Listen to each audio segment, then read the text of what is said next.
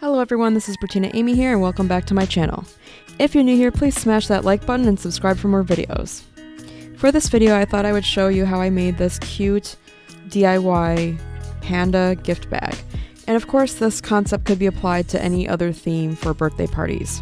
So the first thing you're going to want to do is pick up the amount of gift bags you're going to need. I went ahead and purchased this 3-pack from the Dollar Tree because I only need 3 bags. You could purchase your gift bags off of Amazon for a bigger bulk, a bigger pack. And the thing is that because I was only going to get gift bags for the kids that were attending, I only did the 3-pack. So the first thing you're going to do is, of course, take off the tags, and then you're going to print out your template. I designed this template off of canva.com, and you can do the same thing as well. If you'd like me to do a tutorial, please let me know down in the comments below. However, in the meantime, feel free to check out any videos on YouTube already for how to use canva.com.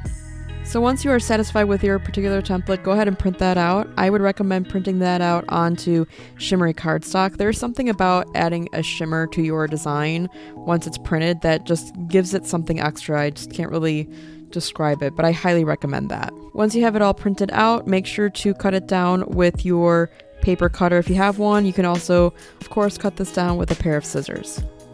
Once all your sheets have been cut, then go ahead and decide on how you're going to attach your design to your gift bags. Of course, you can use Elmer's glue. You can also use a hot glue gun, but I would highly recommend against those options and instead use a good heavy-duty double-sided tape.